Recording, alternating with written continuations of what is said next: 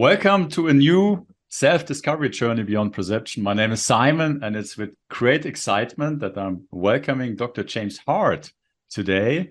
And just to introduce you very briefly, from what I know, you have over 4 decades of research and experience in the field of biofeedback and neuroscience, and you are the leading expert on brainwave training and the development of advanced states of consciousness. Your work has been recognized and utilized by notable, well-known individuals and organizations, including NASA and the US Army, and you have been featured in numerous publications and media outlets. And it is my great joy and honor to welcome you today. Great to have you here, Dr. Hardt. It is so fun. I really am excited to talk with you and to get to know more about how your mind works. Oh, okay, yeah, that might be interesting as well. I'm still wondering about that. Yeah, so today we hopefully go to delve into your groundbreaking work at the Biocybernaut Institute, which you are the founder of, and explore the benefits of brainwave training. And as a start, before we talk about what brainwave and neurofeedback training is about, I'd be so curious and interested to know how and why did you get so fascinated about that topic that you spent the last 4 decades exploring this field? Well, at one point in the mid 2000s, we launched a program called the Diamond Dozen, where people could prepay for a dozen trainings and get a 20% discount. The very first person to sign up for that program was Greg Stewart, who had a company in Europe. He raised hundreds of millions of euros for the company. He was very accomplished. And he gave me a book called Primal Branding, which described 7 characteristics of any product or service that would go global. Some products only have, 2 or 3 or 5, and they typically don't go global. All the products and services that go global have these 7 characteristics. And Biocybernaut has all 7. One of them is a compelling founder's story. You're asking, about the compelling founder story. I was a physics major at Carnegie Institute of Technology, and I had, from my sophomore year, become very good friends with a graduate student who was studying phenomenology at Duquesne University, also in Pittsburgh. His name was Rick Odell, and Duquesne had imported a number of French priests who were students of Edmond Husserl, the founder of phenomenology in France. And so when we would get together on weekends, for example, to go to Shenley Park, just off the campus, my campus, he would give me books to read, like The Phenomenon of Man by Father Pierre Teilhard de Chardin. And I was fascinated by this incredible stuff. This philosophy, this leading edge of phenomenological thinking. But there was one problem for me. There was no data. It was all fanciful, wonderful ideas and theories, but where's the data? So it's the fall semester of my senior year in physics, and I come out of the student union after lunch, and I'm confronted by a really large sign, hand-painted with every letter a slightly different color, and it said, Dr. Joe Kamiya will speak on brainwaves and consciousness, and it gave a time, and that's just 10 minutes. The building was Margaret Morrison College, right across the tennis courts, and I didn't have a class that hour. So I went, and I was the only person from the engineering school who went. All of the people there were painting and design students, because Dr. Kamiya, who was returning from his funding organization in Washington, D.C., he had DARPA funding, and he was stopping off to visit a woman in Pittsburgh who happened to be a painting and design teacher, and her students showed up and me. And so I was beyond fascinated brainwaves, they're linked to consciousness. Oh, come on, really? And so I spent every spare hour of my rest of my senior year in the library reading, Xeroxing, a lot of nickels in those days in the copy machine, and reading everything I could find about the history of brainwaves. And we can go into that, a little later if you want. But it actually has mystical roots because Herr Dr. Hans Berger, who discovered the existence of electrical activity in the brain, was an Austrian psychiatrist, but he was born in Bavaria. Now, when René Descartes dreamed up science and said famously, cogito ergo sum, I think, therefore I am, thus relegating intuition and anything that wasn't hard, cold, rational to irrelevance, the stiffening brush of logical positivism settled darkly over Western thought, but not in Bavaria. Bavaria kept contact with its mystical roots. And so here little Hans is born in Bavaria, and he grows up in a culture that's open to mysticism. And he was actually searching for a basis of ESP, and that story we can go into later if you ask about it. That's when he found brainwaves. He was searching for the source of ESP, extrasensory perception. So I was reading all this, and I read through this whole packet of, I had a packet of about this thing, scientific articles going all the way back to Herr Dr. Hans Berger's first publication. He discovered brainwaves in 1908, but he kept it secret for 10 years because he was researching it because he wanted to, learn more about ESP. With his primitive technology, he couldn't, discover that, but he tried. Finally, in 1918, he published, and that original paper in German I read. It took a long time, and I had to refer to my Deutsche German-English dictionary, but I actually read his original paper in German. So then now I go through the whole fall and the spring semester, and I graduate in June, and I'd been corresponding with Dr. Kamiya, and I had made arrangements to go spend the summer in San Francisco. And of course, that's where he was located. His lab was at UCSF. So I jump on my Triumph motorcycle and I head west, and then I go up into Canada, take the Trans-Canadian Highway across, and stop down in Washington and visit a branch of the Hardt family I'd never met before, and then down to I-5 and to San Francisco. And I show up at the Kamiya lab, and they're running studies, very primitive studies. Now, they had some very advanced technology for the time. Dr. Kamiya had a kind of a dilapidated house at the edge of campus. In a bedroom on the first floor was a huge, like it filled the whole bedroom, PDP-15, Digital Equipment Corp, PDP-15 mini computer. And the training center was a closet off the bedroom, but the setup was primitive.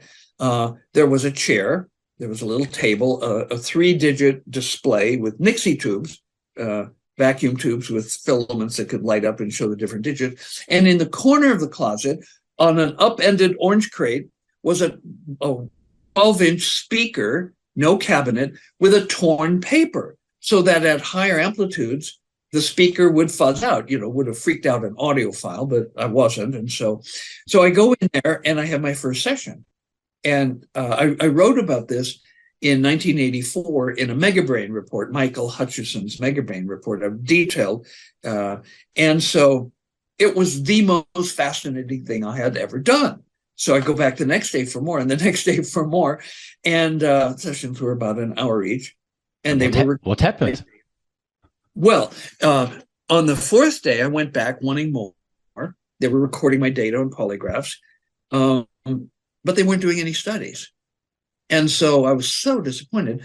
And I went to Jo Kamiya and I'd become friends with her. I went to her office. I said, "Oh, Joanne, I really would like to do some more brain training. Could you take me downstairs and hook me up so I could play?" And she goes, "Oh, sure." So she takes me downstairs, puts a couple of electrodes on my head. It was, as I said, very primitive. Midline occipital, a clip on the ear, and a ground on the forehead. And she didn't turn on the polygraph because, it takes somebody to man. The paper jams, the pens hook up, or they run out of ink. So she just started the computer and started the feedback, went upstairs to her office. I forgot I was there. Later, she went to lunch with 9 other people from the lab. And in course 11 of a 12-course Chinese lunch, she goes, oh my God. And she remembered that there was somebody in the chamber. So they all pile back into Paul Gorman's VW camper van, go racing across town, rush up to the building, rip open the door of the chamber, and interrupt the late stages of a most incredible adventure. Now, when I had gone in there, I was a Protestant fundamentalist physics major. I had no idea what meditation was. So I come out of the room, I was way out of body. And there's 10 people standing there, and they're saying, well, what happened? And I would start telling them things. And Paul Gorman, who'd toured India the summer before with his wife, would say, oh, that's a meditation experience. I'd say something else. He'd go, oh, that's a meditation experience. And so that was pretty cool. And I walked around for the next 3 days. When my feet didn't touch the ground, I was still so out of body. And then the summer was over, and I had to get on my motorcycle and ride back across the country because I had decided I was going to go back to what was now Carnegie Mellon and register for a PhD in psychology because I somehow knew that I was going to be working with very weird stuff, and I better get my rational somebody's seal of approval so people would take me seriously. And so I register, and then I walk up the hill from campus because one of those professors at Duquesne University teaching phenomenology I'd become friends with my senior year. I'd set up an exchange program between Duquesne and Carnegie Institute of Technology. And he had been a grad student under Timothy Leary at Harvard. And he'd taken tons of LSD. He'd lived at the community at Millbrook, and he was a really turned on kind of guy. And I go, well, if anybody knows what just happened to me, it's going to be Rolf. So I go up to his house and I walk in, massive house. I mean, it had the top floor had quarters for 11 maids. So you get an idea. It was one of the robber baron houses from that era in Pittsburgh. And he looks at me and he goes, oh my God, what's happened to you? Sit down. So he takes one arm and he sweeps everything off his desk and he goes, okay, tell me what happened to you. So that was my first telling. The details of it are in that Megabrain report. Or if anybody wants to know, I can email them the article, the description of out of body, flying around the universe, ego disintegration, encountering discorporate entities. I mean, this was quite a lot for a Protestant fundamentalist. And so at the end of, and then there was one other, halfway through this roughly 3.5 hour talk, a neighbor lady comes in. She stands respectfully in the distance, listens. She leaves, she comes back with a book in her hand. She walks around the desk and she puts the book right here. And it was the autobiography of a yogi by Yogananda. Now, if somebody had given me that book before this experience, I would have tossed it. But as I became a student of Yogananda, I did the meditations, I became initiated into Kriya Yoga by one of Yogananda's direct disciples. And it was a very powerful adjunct to the work I was doing in the chamber. I subsequently, in 1997, analyzed the data from 17 right-handed people who'd done my then Alpha-1 training and found that the training that I do is closer to Zen than to yoga. In fact, 7 days in the Biocybernaut chamber produces the same brainwave changes as advanced Zen, which is 21 to 40 years of Zen. So our technology speeds things up in spiritual development of consciousness. So I go through this long talk with Rolf, detailing, everything that had happened, and he's fascinated, absolutely riveted. And then at the end of the talk, he goes, well, we can do that here. And I go, oh my God, it was like my world changed in that moment because I had just registered for a PhD program in psychology. The department had a soundproof chamber and a big pile of junky old electronic equipment with which my experience in physics, I knew I cobbled it together to make a brainwave training lab. And so I did. And so the first formal academic studies were done in 1971 at Carnegie Mellon university with 20 college students, 10 of them very high anxiety, 10 of them very low. And then I got a pre-doctoral fellowship from NIMH and moved out to Joe Camilla's lab and repeated the whole study, expanded it with better technology. And so if this hadn't happened, I would probably be in a physics lab somewhere studying subatomic particles, which was my previous passion prior to this incredible awakening. So that's how I got started. Yeah, that's definitely a very fascinating and interesting. Wow, yeah, what to say? There was quite a bit in it, in how you got started in it, and also what you mentioned. You referred to mysticism, which you could say is really about subjective experiences, but then also what you're doing, there's also this objective element in it to quantify what apparently are subjective experiences, and that's something which I have not encountered very often. It's either trying to rationally or objectively describe something or lead someone to have a subjective experience. And maybe you can share for those who don't really have a context what brainwave training or neurofeedback training is about. What is it really? What is someone doing in such a training environment, for example? Sure. We describe our work at Biocybernaut as spiritual science. Mm-hmm. So there are twin pillars of our culture. One is spirituality and religions, and the other is science. And for 400 years since the development of science, they've been at war with each other. Well, what Biocybernaut does is it builds bridges between science and spirituality. In fact, I'll tell you a story.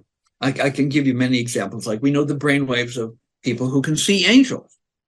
We know the brainwaves of Kundalini. We know the brainwaves of Satori and Samadhi, superconscious states in Satori Zen and Samadhi Yoga. So early on in my work, I'm at University of California, San Francisco, and one of my cousins comes to visit. Now, my grandfather was a Lutheran minister who married my parents and baptized me. And pretty much, all his children, my mother was the sixth born, and the firstborn, a woman named Pearl, had 3 sons. And but 2 of them became Lutheran ministers. One of these cousins, a Lutheran minister, comes to visit me. And so he's in the lab. I'm telling him a little bit about my work. And he looks worried. And I go, Irvin, what's wrong? And so then I tell him some stories that have a more powerful ethical and spiritual and, that kind of theme. And he becomes alarmed. So at that time, early in my work, I'm still at UCSF, I didn't have as big a repertoire of powerful spiritual experiences, but I brought out a few of those and shared them with him, and he became absolutely frightened. And I go, Irvin, what's wrong? And he goes, if people start having spiritual experiences in chambers like these, who is going to pay the ministers' salaries? And I was shocked. I was blown away that a man of God would be more concerned about his salary than helping people to establish a deeper connection with the divine. So anyway, that was, some of the early work. But also at the same time, I had opposition in the psychology department at Carnegie Mellon. Many of the professors were behaviorists, and they didn't believe in a subjective experience. It didn't belong to science because it wasn't measurable, they said. So I created a bit of a disruption, because to those physiological psychology professors, I brought an article.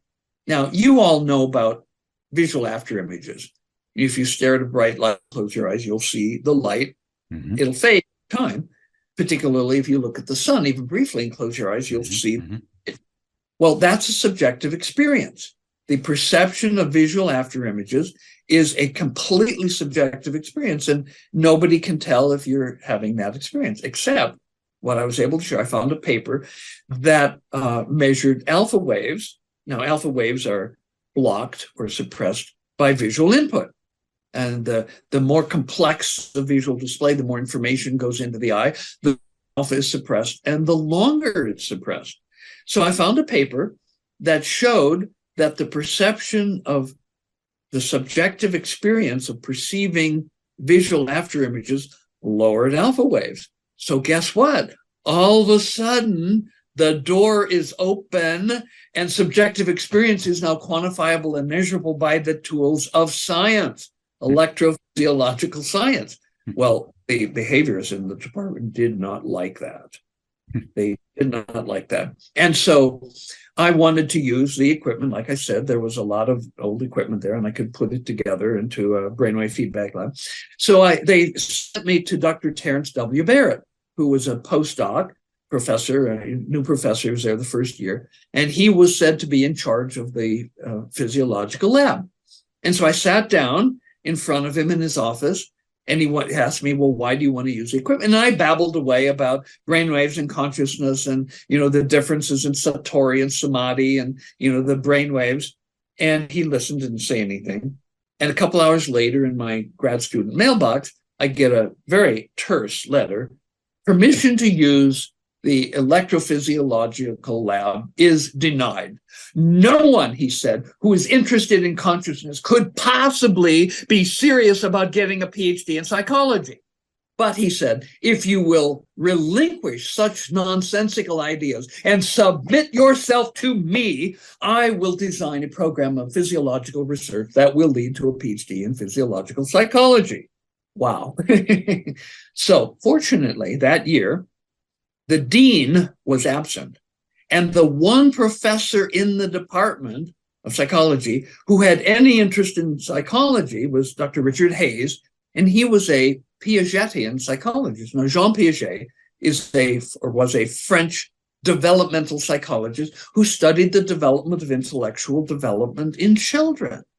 And so 0 to 18 months, there's sensory motor intelligence. The formal operational intelligence doesn't develop until age 7, which is why not until age 7 is a child able to take the perspective of another person. For example, if I sat a 6-year-old or 5-year-old child in front of me and gave them paper and coloring crayons, and I said, please draw what I am seeing, they wouldn't think to turn around to see what was behind them, which would be what I'm seeing. They would just draw what they were seeing. I remember shortly after my 7th birthday, I was walking through the woods in Menominee, Wisconsin, wondering, I wonder if other people see red the same way I do. Now, that's a question that could not occur to a 6-year-old or a 5-year-old, because it is taking the perspective of another person. So we limit the current alpha training or any of the brainwave training in Biocybernaut to children who are at least 7, and between 7 and 12, they have to come with at least one parent or guardian. And so the idea of being able to expand your consciousness by interacting with this technology is crucial. And I'll talk a little bit about how this increases effectively the size of the human brain. So Richard Hayes is a professor in our department. He's the only one who's interested in consciousness, the development of intelligence. So I go to him. He's now the dean. He's the acting dean for a year because the dean's on sabbatical. And I take this letter from Dr. Terrence W. Barrett and I give it to him. And I say, Dick Hayes, what do you think of this? And he reads it. And he looks away, he reads it again, and he rolls his eyes like that. And he said, leave this to me. Well, Terrence W. Barrett's objections were swept away to the immense antipathy of his colleagues, the physiological professor colleagues, who are now gunning for me. And when I was, so I was allowed to use equipment, and I did the study. But when it was several years later, after having done additional work at UCSF, when I was ready to do my doctoral dissertation defense, my thesis advisor scheduled my defense for a time when neither of the most hostile physiological professors could come. They had seminars. And so a little bit of the politics of science. So, there were religious people like my cousin who were objecting to, this technology for spiritual development. And there were scientists who were dedicated at the time to behaviorism who didn't want the technology to be used for the development of consciousness either. So, there was hostility on both sides. So it's the middle path. And what you said before, different states of consciousness, they can be attributed to a certain brain frequency. Oh, yes, absolutely. And for example, some of your viewers, Alpha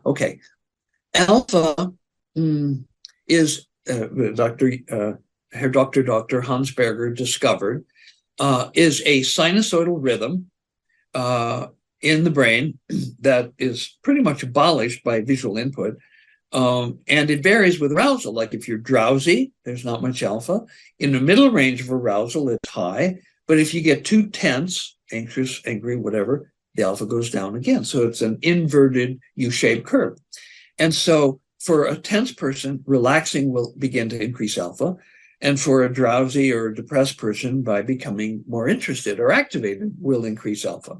So you need to be in the zone in order so you can start having a flow state. But then as alpha goes higher and higher and higher, it's like doors open in the ceiling above you, and you can just go higher and higher and higher, such that at the higher levels of alpha, it's an euphoric high energy state. And you go further, and then you come to states like samadhi in yoga and satori and Zen, which are characterized by super high alpha waves all over the head. And so there are, I'll tell you, I've been to India several times with my technology to study brainwaves on the gurus, the yogis. And there was one yogi who came. Now, the team I was with had been there 5 times before.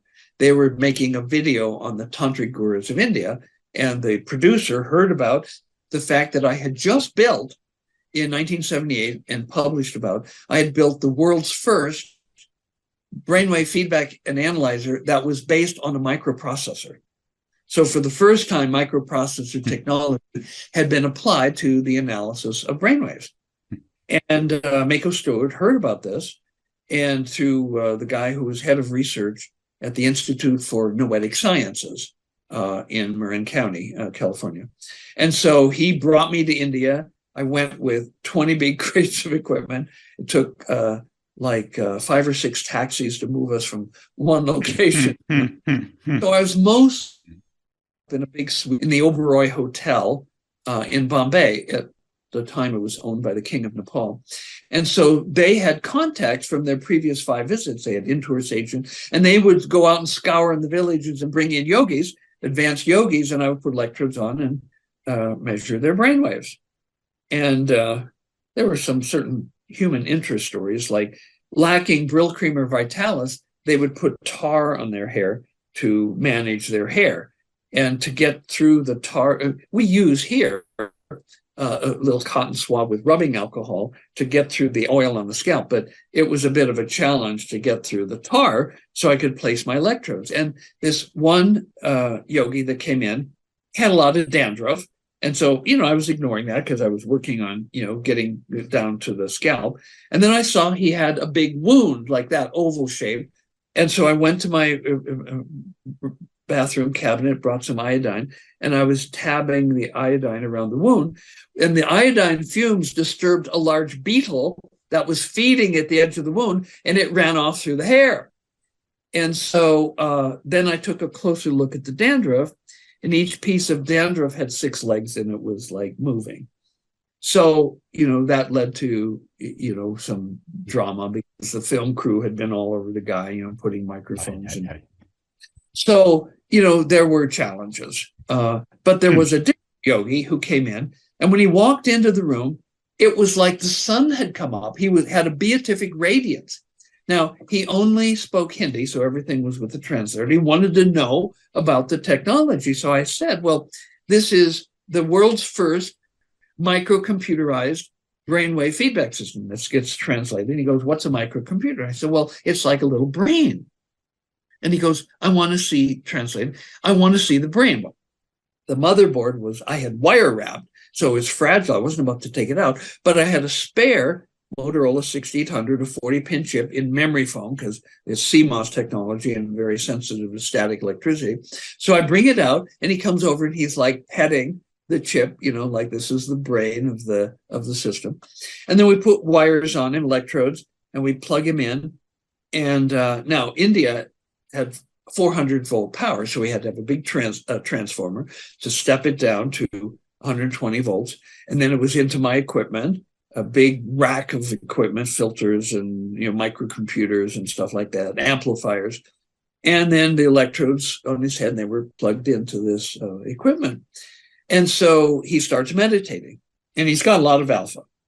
And so every 2 minutes, the computer would print out the scores. We call them epics.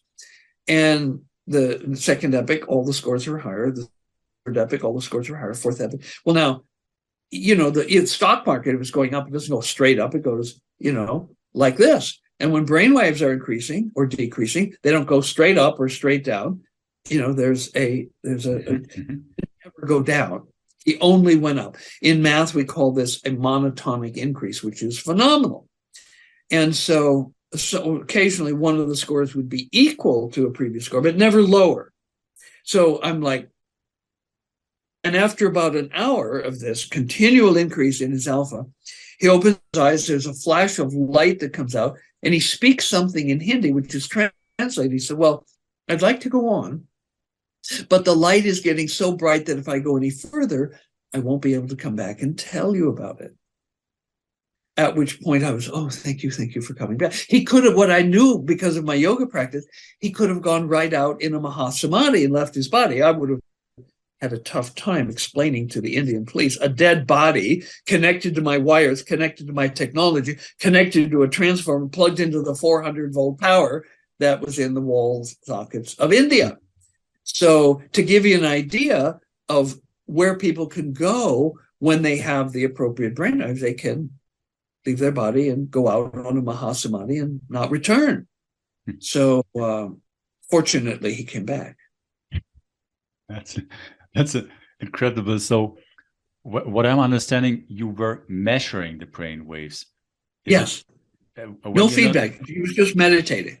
And when you're now working with people, are you guiding them to reach a certain frequency, or is it that you are inducing certain frequencies? We never infuse. We never infuse. Mm-hmm. I divide the world into the learning technologies and do-it-to-you technologies. Drugs are a do-it-to-you technology. If somebody slips 1,000 micrograms of LSD into your drink, you may not want to go on a trip, but you're going to go on a trip. Okay. And there are various, a lot of the biohacking world is about doing things to the brain. I disapprove of that. For example, there are technologies called binaural beats, where an earphone, you can't do it except for earphones. And there was I think a 1978 Scientific American paper that showed if you put like a 300 hertz tone in this ear and a 310 hertz tone or 290, the difference is 10 hertz. And that difference will show up in variations in the standing waves of the brain in the auditory, maybe the auditory evoked potentials at 10 hertz. So people go, oh, we can force the brain into alpha by playing 10 hertz difference, 300 and 310. Well, in my view, that's a little like walking through a glass flower garden with jackboots or driving a truck across rice paper. The brain is a multiply co-evolved system of different frequency generators, and it's all come into harmony. And if you go in from the outside, either with binaural beat audio, or even worse, some people have put pulsed electrical signals into the brain. That's, in ecology, ecologists are very concerned about invasive species. For example, if you put a 2-pound African toad on a Hawaiian island, pretty soon all the ground nesting birds will have gone extinct. Invasive species disrupt ecosystems. Well, the brain is an ecosystem of frequencies. And where ecologists are concerned about invasive species, I'm concerned about invasive frequencies. And so inducement puts invasive frequencies into the brain, and guaranteed it's going to create disruption. There may be some short-term benefits, but you're disrupting the system at who knows what cost. And so we do feedback.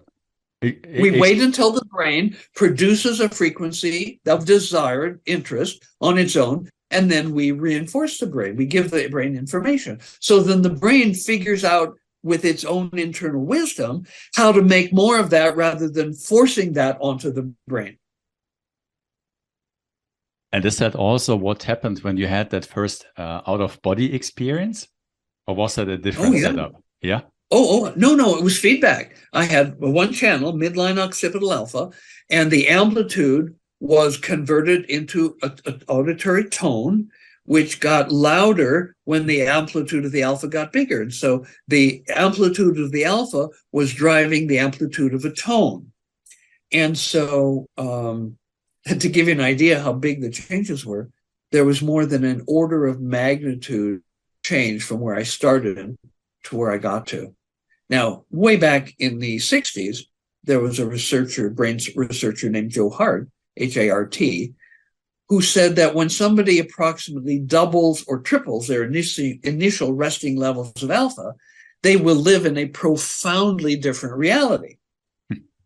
Now, to give you an idea how profound this is, I'm now a grad student at UCSF. I'm within the Langley Porter Neuropsychiatric Institute, which is a subpart of the UCSF psychiatry. And at one point, I won a large federal grant, which was entitled Anxiety and Aging, Intervention with EEG Alpha Feedback. Now, when that happened, it was a 3-year grant, big grant from NIMH, R01 grant. I was promoted from an assistant research psychologist to a professor within the psychiatry department, and I was assistant professor of medical psychology, youngest member of the faculty, newest member.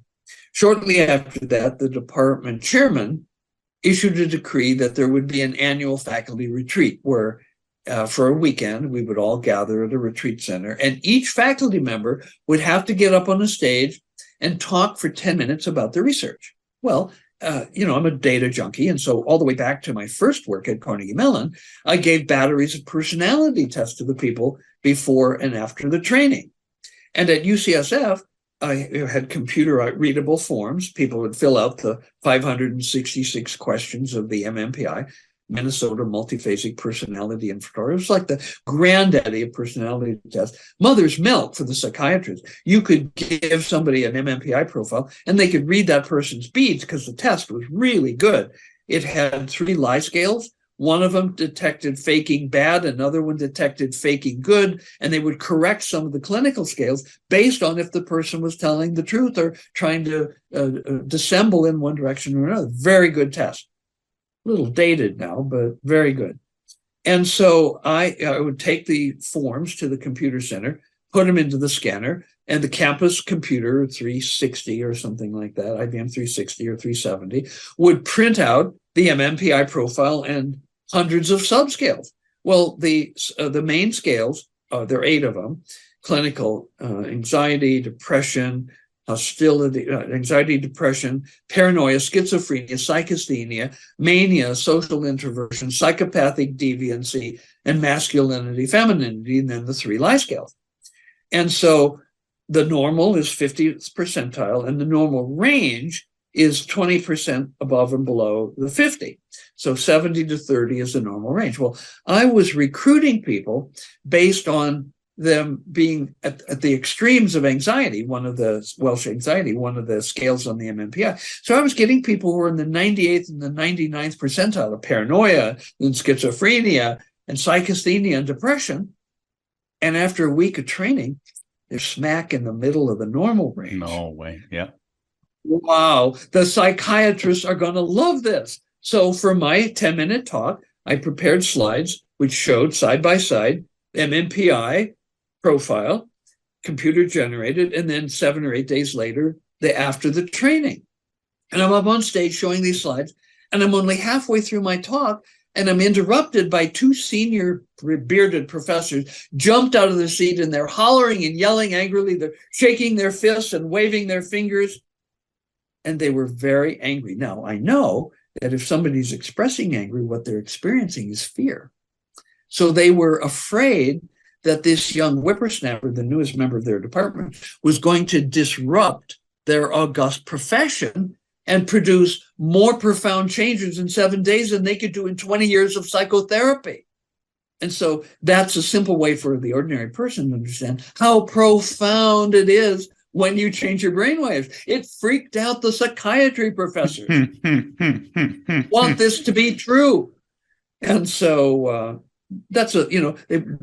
Kamiya, who I worked in his lab, he's the guy that discovered that people could voluntarily control their brainwaves with feedback. He made that discovery in 1962. I showed up in his lab in the summer of 67. He used to call it the interocular trauma effect, means it hits you right between the eyes. So this data is so powerful that it hits you right between the eyes. And there's no way you can deny that this technology profoundly changes an experience of reality. Now, recently we've been working with a book called Parallel Universes of Self by Frederick Dodson. And Dodson says, reality and identity are synonymous. And so if you change your identity, you change the reality in which you live. And people will go, well, yeah, that's all right, but that's all good theoretically, but how do you change your identity? Very easy. You just change your brainwaves sufficiently, and not by having a technology do it. So you yourself make the adjustments in your awareness so that your brainwaves can change. And in so doing, you move to a different personality and thus a different reality. That's incredible. What cool one knows from spiritual traditions is about transcending your cause and effect, karma. It becomes a new meaning from what I'm hearing from you. And well, it's interesting about transcending your karma because that I'm planning. From the very beginning, I've given people mood scales, the multiple adjective checklist, the Clyde mood scale, and the profile of mood states. And I modified them. I replaced words and so on so that we could use these and publish these, and so they're no longer copyrighted mood scale. And I see profound changes. But none of these mood scales have what I would call measure thinking and devoted. But so I wanted to do a study to see what virtues could be altered by this training. So I did a deep dive, and it turns out that different cultures have different virtues. For example, Christianity is divided into 2 main branches, Catholicism and Protestantism. And you have Judaism and Islam and Buddhism and various other forms of spirituality. And for example, in one Buddhist tradition, one of the virtues is not being interested in the continuance of your own life. And people go, well, why is that a virtue? Well, in that tradition, which emphasizes non-attachment, wanting your own life to continue is considered, something to be avoided. You want to get rid of any desire that you might have to keep living. Well, that's not a desire that most Westerners would sign on to. Mm-hmm. Similarly, in Catholicism, there's cardinal virtues and there's other virtues. Catholicism believes that there are some virtues that you can develop on your own. by prayer and meditation and doing good works like charity and helping the poor and being kind and practicing forgiveness.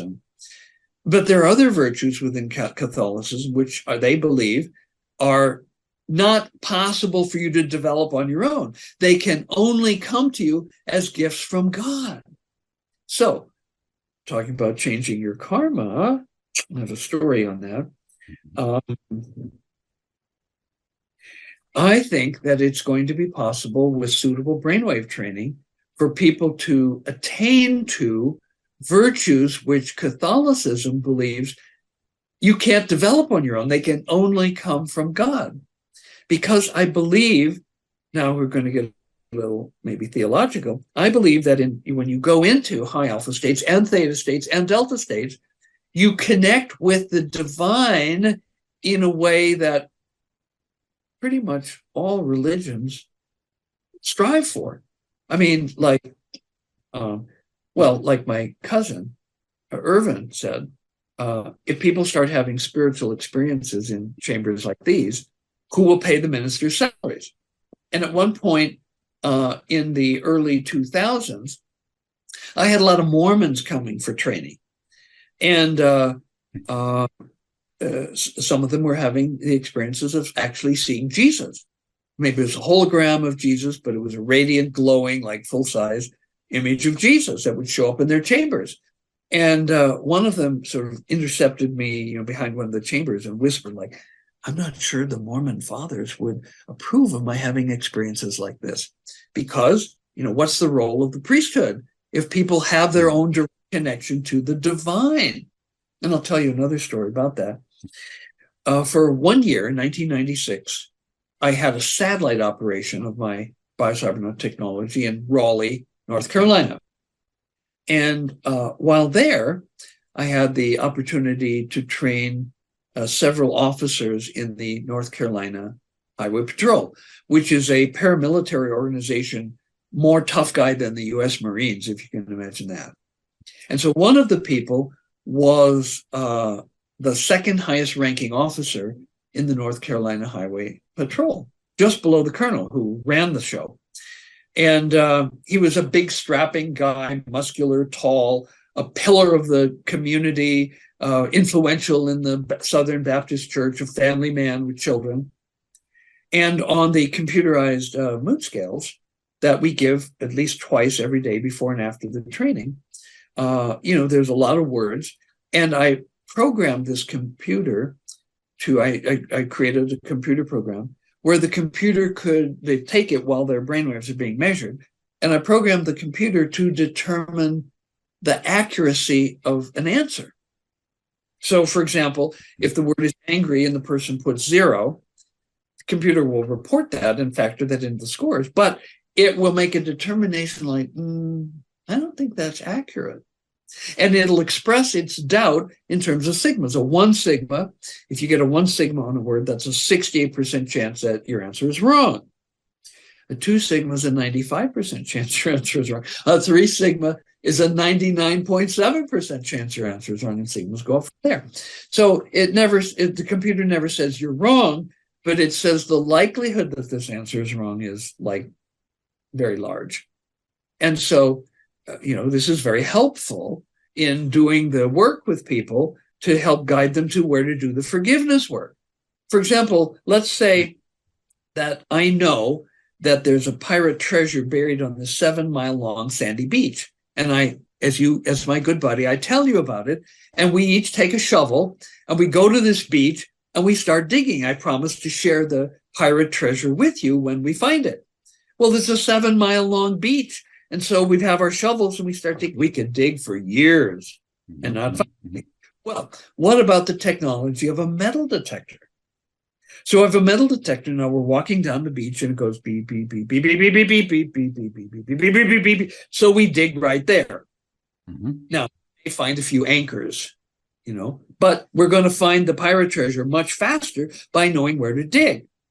these mood scales that I developed, program that I wrote, I first wrote it in Fortran, then I translated it into BASIC, then I had a computer programmer put it in Pascal, and my current mood scale programmer wanted to learn Java, so he rewrote it in Java. Now it runs in Java, a subset of C. And so we give these mood scales, and then the items that we get sigmas that are denied, we know that to point the people there, like for example, let's say I mentioned that maybe you got 5 sigma on angry. So I say, I know you deny angry, but the computer thinks there's some anger there. So what's the story? Well, your lips tremble a little, a tear comes out of your eye, rolls down your cheek, and then you tell the story about this long forgotten trauma that happened when you were 7 years old. And so then, well, there was probably a perpetrator there for that trauma. And so that person goes on your forgiveness list. Now, you can do self-forgiveness, which is very important, but you can identify quickly and then do deep forgiveness on the most significant characters in your life. And you clear incredibly rapidly. In yoga, they have the concept of samskaras, which is a Sanskrit word that means seeds. So every trauma that you have creates seeds in your physical body. You can have scars, you can have wounds, you can have, but you can, in your astral body, you can have these seeds, and in your causal body. And so you can't ascend until you burn up all these seeds, these samskaras. Well, this shows you where the seeds are. And the 14-step Biocybernaut forgiveness method allows you to go there and burn up the seeds. And so you ascend in consciousness and spirituality very, very quickly. So this top cop, muscular, big, tall family man, pillar of the Baptist church, he's gay. Now, I ignored that for the first 2 days, but a pre and post mood scale, you get sigmas on gay. And so on the 3rd day, when it came up again in the interview at the end of the day, I go, I haven't really mentioned this, but every day you're getting sigmas on gay. What's going on? I mean, you're a family man, you have children, you're a pillar of the Baptist church. Why are you getting sigmas on gay? And he turns red. So I go, okay, I know there's something here. So what is it? And he stammers a little. He goes, well, I have a gay sister. And I go, really? Well, how do you treat her? And he turns a little redder. And then he says, well, we don't allow her to come to Christmas dinner. We don't allow her to come to Thanksgiving. We don't allow her to come to Easter dinner. And I say, well, what would Jesus say about that in terms of forgiveness? And he turned beet red. So the next day, day 4, he goes in and he starts forgiving his gay sister and forgiving himself for judging her and, ostracizing her from the family, for not loving this sister of his. Well, he was rewarded on day 7 by having appear in his chamber a full-size, color, radiant with light, Jesus. And so Jesus was there blessing him and thanking him for his forgiveness. So absent these computerized mood scales, this issue never would have come up in his training because it was so deeply buried.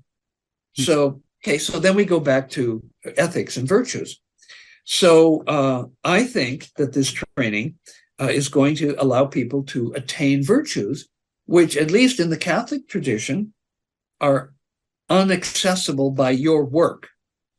So your viewers may know of Sir Dr. Reverend Michael Bernard Beckwith, who's the creator and the principal figure behind Agape, a 10,000 member strong spiritual community that used to be centered in Union City, California. Well, Reverend Michael has been here at Biocybernaut. He trained at my center in Canada. He trained at my center in Santa Clara, California. And he's also trained here at my center in Sedona, Arizona. And he has about 24 core staff. And he and I have discussed this research process. Where we're going to train 6 members of his staff and then watch how those ethical improvements diffuse through the network of his 24 core staff. Now, to give you a little background to diffusion, when I was in Canada, the chairman of Canada's second largest oil and gas company, a multi-billion-dollar company, was founded by two people, Alan Paul Markin and Murray Edwards. Together, they founded this company. They're such good businessmen that in 2 years, they grew the company from 0 to $2 billion. So the guy's a really good businessman. And in December of 2008, he came with his fiancee, now wife, and 3 other people to my center in Victoria, British Columbia, to do the alpha training. And he subsequently made a $6 million grant for me to train people from his company and over 200 Canadian Aboriginals. And the super good businessman said the ROI, or the return on investment, of a Biocybernaut training is 100. So if he sent somebody for the low-end $15,000 training, the employee that came back, he valued at $1.5 million. So, he has a way of evaluating in his value system the Biocybernaut training. But he also provided for over 200 Canadian Aboriginals to come. These were chiefs and council members and grandmothers and grandchildren and shaman.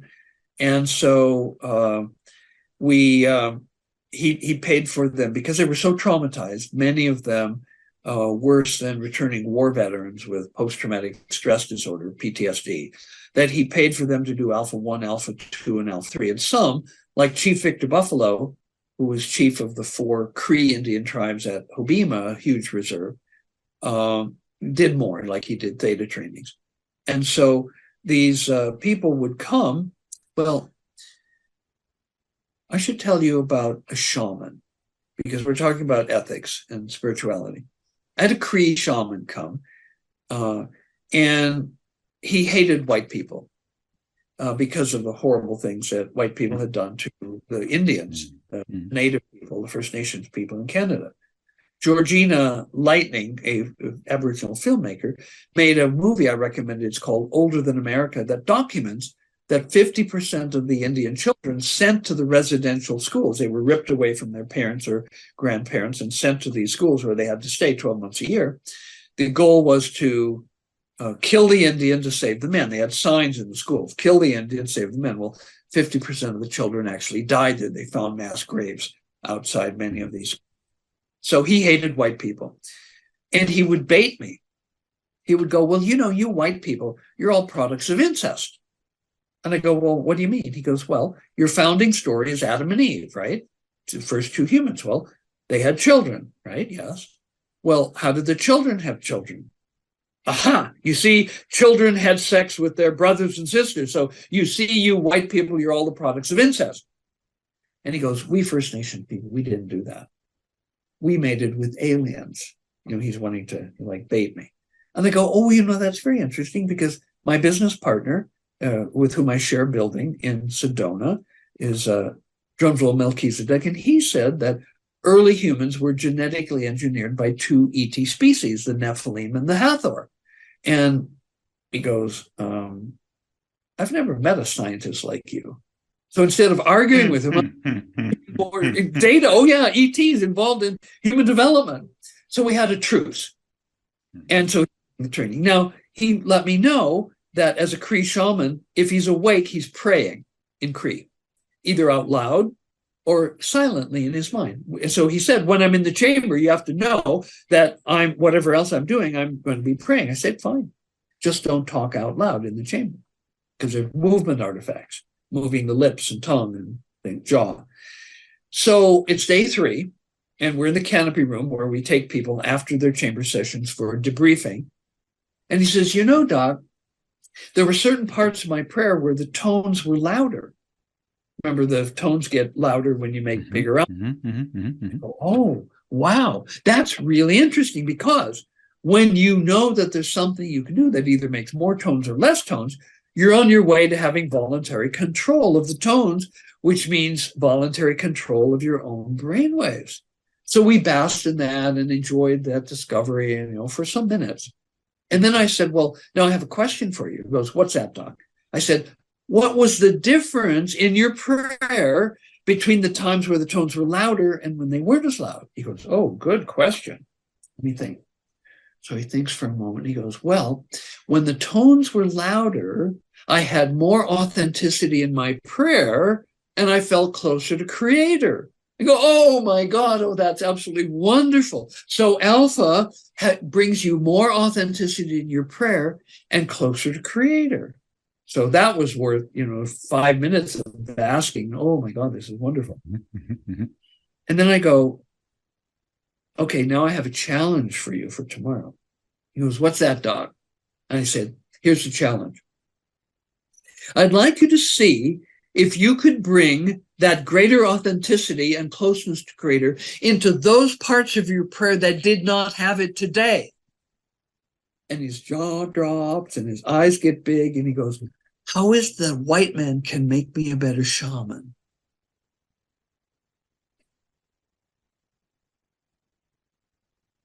And from that point on, we were buds. We were buds. Now, there's a coda to this story, which is he was one of a number of people in this training. When this training was over, the next day I had scheduled a reading in the Akashic Records with my then favorite reader in the Akashic Records.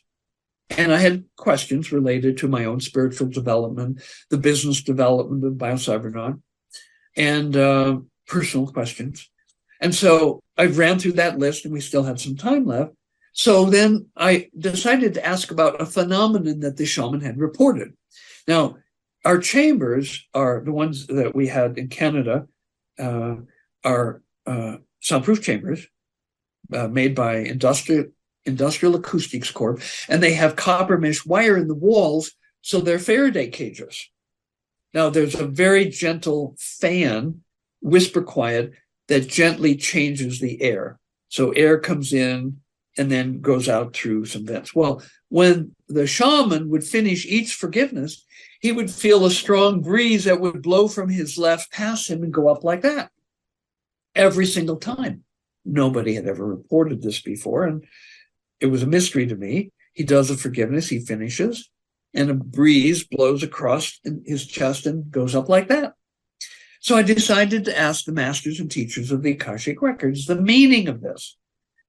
And the answer was profound. They said, well, when he finishes a forgiveness, the seeds of sorrow come out of his heart, and this breeze takes those seeds of sorrow and takes them up to heaven, where angels catch them in baskets so they don't fall back to earth, because the time of suffering for the First Nations people is over. So I thought, wow, this is very cool. And so in this study of virtues, I had done analysis on the data, and I found that psychopathology reduces each time they did the training, alpha 1, alpha 2, alpha 3, it reduces lower and lower and lower. Now, we didn't have at the time any test that measured virtues, because at the same time that psychopathology is reducing, I'm sure that virtues are increasing, because they're, if you have anger or hostility, you can't have, real love in your heart. They're incompatible. Can't even have clear thinking. They're blocked by these negative emotions. In English, we have expressions like blind with rage and numb with fear. So if you have anxiety or anger, you cannot have. You're blind and you're numb. How can you be conscious in a state like that? How can you grow your consciousness? You can't. So you first have to eliminate those things. And so I actually, with this data, I published a paper in a scientific journal called Reductions in Psychopathology in a cohort of male and female Canadian Aboriginals. And at one point, I was invited to speak before the United Nations in Geneva to the Aboriginal intersection based on this work. So the work has gone global. There were Australian Aborigines there in the room because they're part of the Aboriginal intersection. So they were learning about this work and what can be done. So with Reverend Dr. Sir Michael Bernard Beckwith, we have discussed, doing this study. Well, transmissibility of virtues.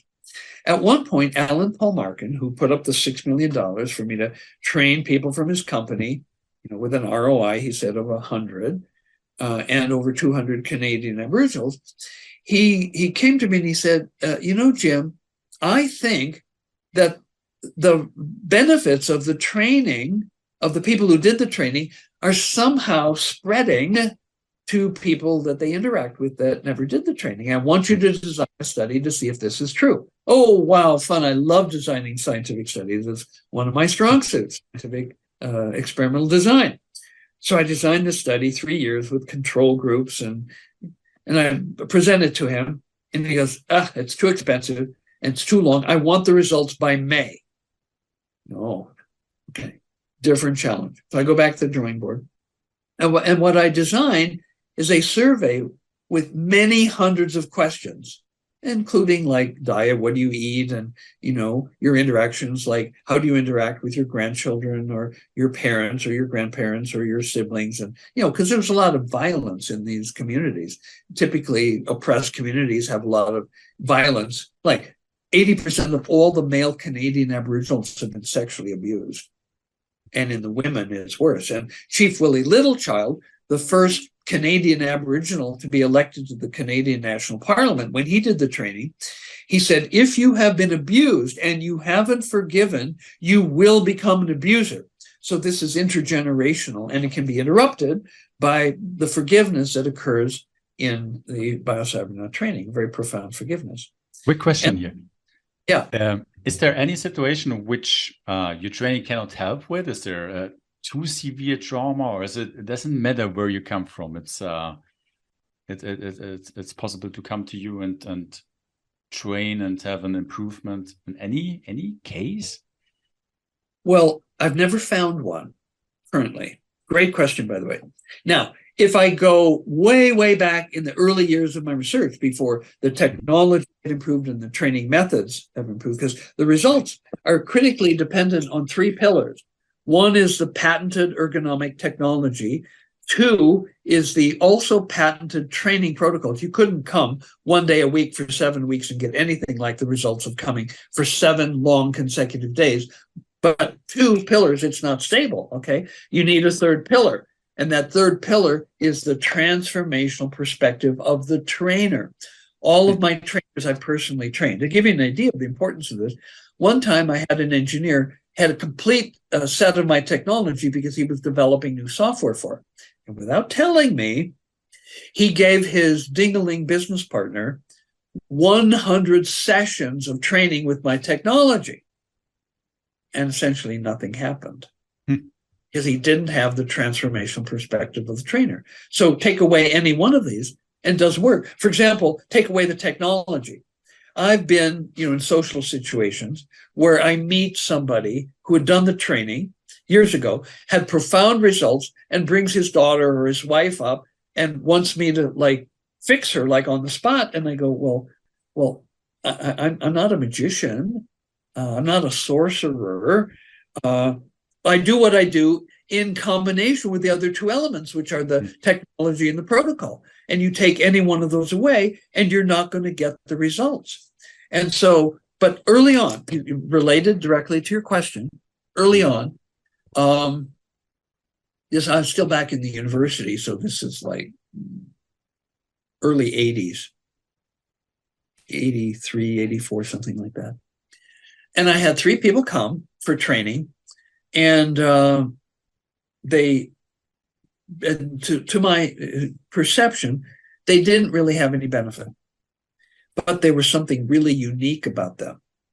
Each one had had major surgery where they were on general anesthetics, and they nearly died. Now, if you've seen any operating room, programs, TV programs, if they're losing a patient, bedlam breaks loose. Oh my God, we're losing this one, call for this, call for that. People come running, it's all excitement. The unconscious person there, the brain is taking in all that information, and it's in the unconscious. And so these 3 people who didn't benefit from that early version of the Biocybernaut training had had major surgery under general anesthetic in which they nearly died. And so what I learned was they were clinging to their reality and were not willing to let go. And so if you don't let go, if you don't surrender, the alpha's not going to take off, and you're not going to experience these reduction of anxiety, expansion of love, higher consciousness, it's not possible. You have to release your grip on reality as you perceive it, as you made it up, in order to, well, in fact, from chaos theory, we know that for a highly organized system, whether it's a logical system, a geometry, calculus, or human consciousness, for it to move to a higher order of structure, it first has to break down into chaos before it can reorganize at a higher level. A caterpillar turning into, transforming into a butterfly is an example of this. You got this caterpillar, creepy crawly, legs, and it munches leaves and gets big and fat. And then it spins a cocoon, and in the cocoon, it breaks down into mush. There's no antenna, there's no eyes, there's no legs. It's just mush. It's chaos. And in the caterpillar, there are what are called imaginal cells, which organize the mush into a new structure that we call a butterfly. And when it emerges from the chrysalis, from the cocoon, it doesn't look like a caterpillar anymore. And it has emergent properties that no caterpillar has. For example, it's pretty. 2, it can fly. No caterpillar can fly. And most importantly, it can have sex. No caterpillar can have sex. I didn't know that one. Yeah. In order to go from caterpillar to butterfly, you have to break down into mush. You have to lose all your structure, all your organization, and then reconstitute. And these people who had had major surgery under general anesthetic and nearly died were not willing to release their grip on how they'd made up reality. And so they didn't benefit. But that's, decades ago, 84, 94, 2004, 2014, that's almost 40 years ago.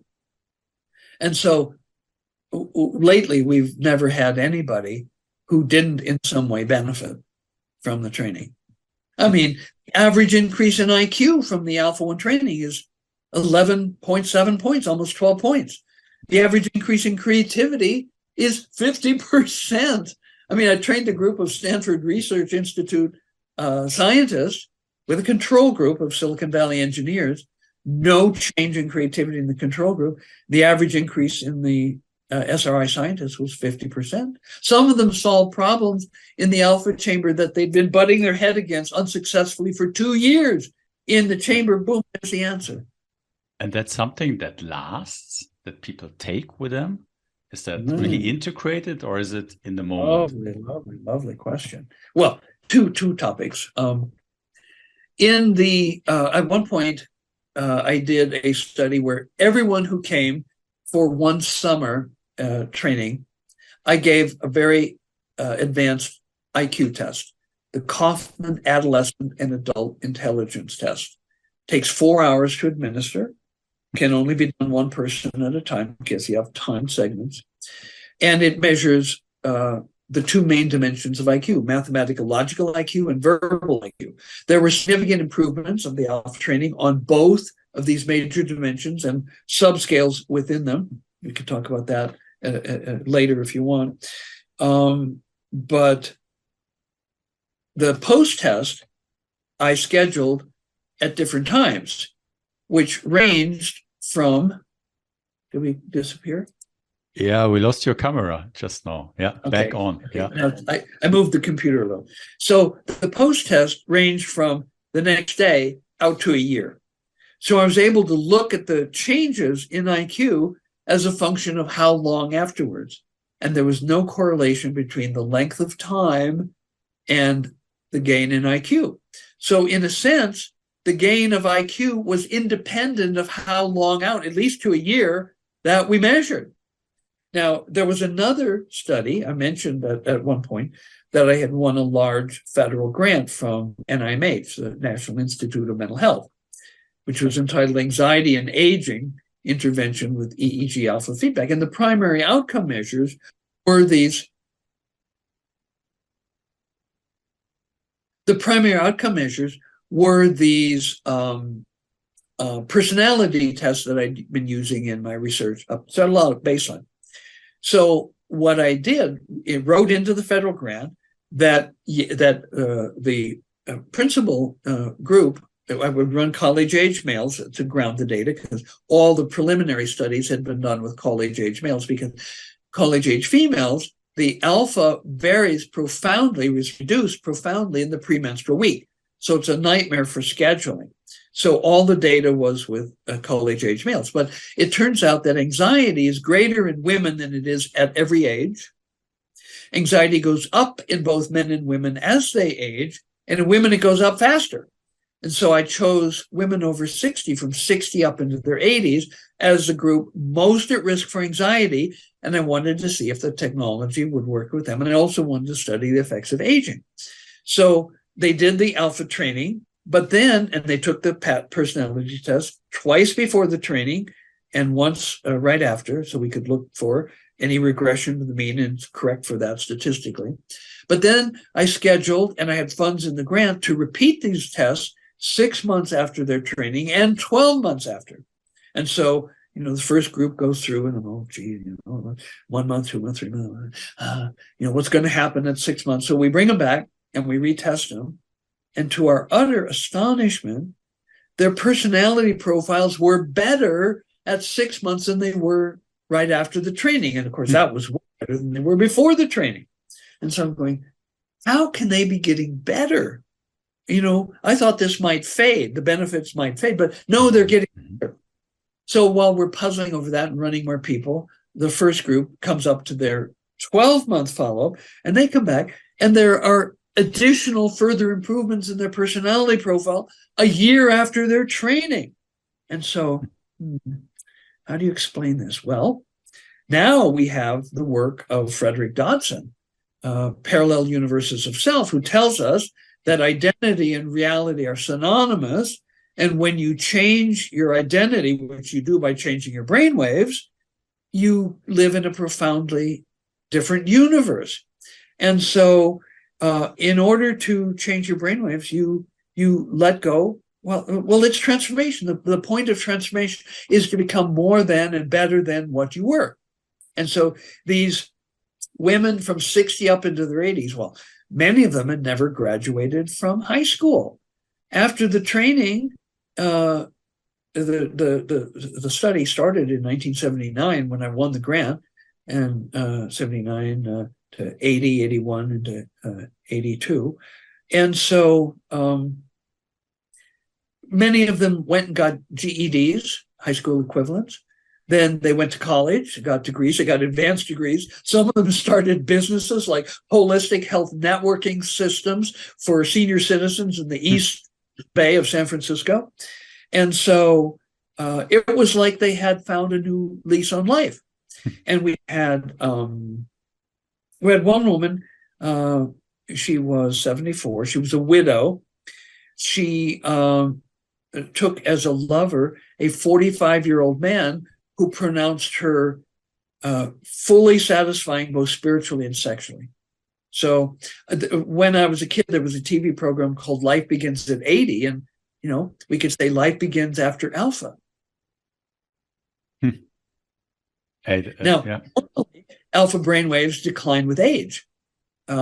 Once hardening of the arteries begins, it's called atherosclerosis, the frequency of the alpha starts to slow at 0.8 of a hertz for every 10 years of life. The range of alpha is 8 cycles per second to 13 cycles per second, and most people center right around 10. So if you're slowing 0.8 of a hertz per decade, atherosclerosis can begin in the 20s, depending on your diet, your exercise, your lifestyle, and your genetics. And so in 20, 25 years, you could have slowed from 10 hertz down to below 8, at which point you don't have alpha anymore, and you enter senescence or senility and usually die soon thereafter. So what this training does is it actually reverses aging in the brain. That's why we had people in their 80s going back to college and getting degrees, even advanced degrees, starting new relationships in their mid-70s. And so the potential here is enormous to tap into. When I was a grad student, there were two gerontologists named Bussey and Obrist, and they were speculating that there's untapped potential in the human brain, but they didn't have a technology to demonstrate it. Now we do. Now, when I was researching this, I found a hospital admission study done at a big urban hospital in Southern California, where over a 6-month period, they took a routine brainwave recording, an EEG, on everyone who's admitted to the hospital for any reason. Car accident, gunshot, a stabbing, elective surgery, pregnancy, didn't matter. They were admitted, they got an EEG. And then they were followed up 6 months later. Well, it turns out that 50% of the people who on admission had no alpha in their EEG record, 50% were dead 6 months later. So absence of alpha is an indicator of imminently impending mortality. So you don't want to lose your alpha. Now, I had a teacher at Langley Porter Neuropsychiatric Institute, and later a colleague, whose name was Charles Levant Yeager. And he was a brilliant electroencephalographer, and now vanished profession. He could look at a 21-channel polygraph recording of brainwaves and make accurate psychiatric diagnoses because he knew what parameters to look for. And in the 1950s, he was approached to accept a grant. He was approached by the California State Department of Mental Hygiene. They asked him, would you please accept this grant? Now, everybody knows this isn't how you usually get a grant. You do your research, you write, you fight and claw your way through a pack of people trying to get the grant money, and maybe you win. I won a large federal grant at one point. So, but Dr. Yeager, the government went to him and said, please accept this grant. Well, he did. And the grant was to set up brainwave recording labs in all the state hospitals around California. At the peak, there were about 45 of them. You didn't have homeless because, at one point, Scientific American did a study and they found 80% of the homeless are mentally ill. And so, they would be picked up, taken to the state hospitals and cared for. The state hospital that I worked at later had, hundreds of acres. It had animal pens. The more functional of the patients would help raise chickens and ducks and geese and sheep and goats to feed the patients in the other hospitals in the system. They grew grain, they harvested. And so Dr. Yeager, every year, with a team of EEG technicians, would drive to each one of the hospitals. The technicians would go out into the wards, bring in the patients, either on a gurney or in a wheelchair or by walking, put electrodes on their head, record their brainwaves, and then deliver the big pack of polygraph paper to Dr. Yeager, who would flip through, read the brainwaves, and then make recommendations for their treatment. Maybe change their drug regime, different rehabilitation, or maybe even it's time for release. And so he started doing that in 1955. So 30 years later, I'm sitting with him at lunch. This is 1985. And he shares with me some of his experiences from that. Now, these are incredibly valuable experiences, but in a format that would never make it into a scientific journal. And he says, well, Jim, after 30 years of doing this work and recording and going back year after year, I knew if there was a 101-year-old patient and they had good alpha in their record, I knew they would be alive next year when I came back. On the other hand, if it was a young person, 27, and their alpha had diminished or were gone, I would say a very special goodbye to that person, knowing it was unlikely they would be alive when I came back next year. So Dr. Yeager had learned that absence of alpha was an indicator of imminently impending mortality. He didn't have a method for increasing alpha, but now we do. Can actually reverse aging in the brain. That's absolutely incredible, and obviously what I'm curious to hear about, what's your vision with this technology? What do you have ideas to bring this to the public, or how do you see the future? Yes. I'm so glad you asked that. That's one of my real passions. But we have a couple of loose ends that I want to tie up. We haven't quite finished with Alan Markin's statement that he thinks there's benefits being transmitted to people that didn't do the training, that just interacted. And then this virtue study that I want to do at Agape with Sir Dr. Reverend Michael Bernard Beckwith. So Alan Markin comes to me and he says, I think the benefits of the training are somehow being transmitted. And I designed a study. He said, too expensive, and I want the results by May. So I designed this interview study, which could be done online, and hundreds of questions. And so I asked the people who had done the training for permission to contact their family members to also take the study, people in their friendship networks to also take the study, and their co-workers to also take the study for those that had jobs. And so then I had this enormous body of data where these friends and family and co-workers were rating the people and themselves on hundreds of different questions. So to review this data, I brought together a team of Canadian scientists that included psychologists, psychiatrists, anthropologists, ethologists, ethnologists, and economists. And they looked at data and they were blown away. They go, well, it looks like somehow there's transmission. I actually coined a word, with a cold or something like that, we have contagion. Okay, well, the word is protagion, which is a positive thing that's being transmitted. So we talk about protagion, or the virtues of the Biocybernaut training are protagious. And so this group of distinguished Canadian scientists, psychologists, psychiatrists, anthropologists, ethologists, ethnologists, and economists concurred that somehow the virtues of the Biocybernaut training were spreading. And to give you an example of the virtues, like questions I asked, I was able to find that people and the ones they were in contact with, 6 months later, they were eating about the same amount of meats and grains. They were eating less sweets and fast foods, and they were eating more fresh fruits and vegetables, and they were wearing smaller clothing sizes. Okay, so no, we didn't give them any coaching on this. We just helped them bring their brainwaves into a more harmonious state, and they changed.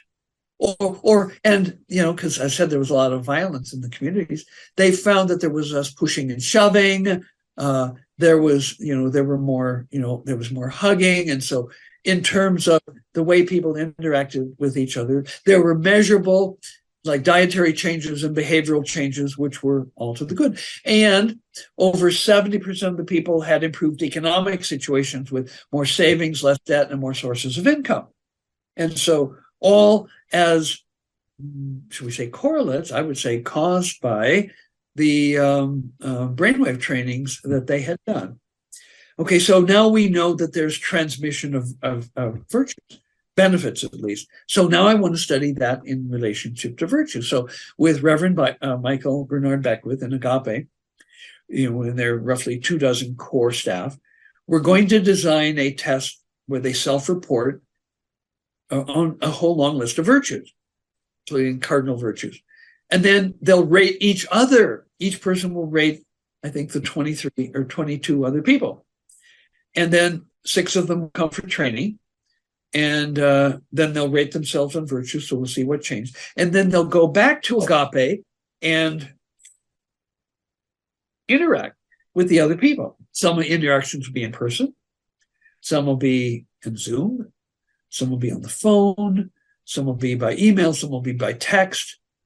And so then at 3 months and 6 months and 9 months, we'll study how the virtues expand through the network that constitutes the Agape core staff. And we'll learn, for example, which virtues are transmissible and which ones are more effectively transmitted by in-person meetings, which can be transmitted by Zoom meetings, which can be transmitted by emails and texts and phone calls. Interesting, yeah. Mm-hmm. Okay, so, that's all, part of the future, but big picture. In 1984, Peter Russell made a presentation at the Psychosynthesis Conference in Toronto, California. And he presented a paper called the Global, which was a slideshow called The Global Brain. And he talks about how it takes about 5 to 10 billion atoms collected together in the right way to have enough complexity to have a living cell. Then he goes, okay, now living cells. Let's take brain cells. It takes a minimum of 5 to 10 billion brain cells connected together in the right way to have enough complexity to have a self-reflective consciousness. Now, if we were to connect human brains together in a way with a network, such that they would be like neurons in our brain, which are connected by a neural network.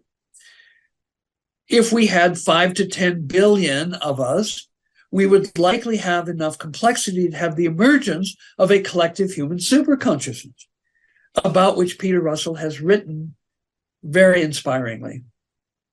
And so now, way back in the 80s, I read that John D. Rockefeller had said publicly, we need to reduce the human population by 90%, leaving only 10% on the planet.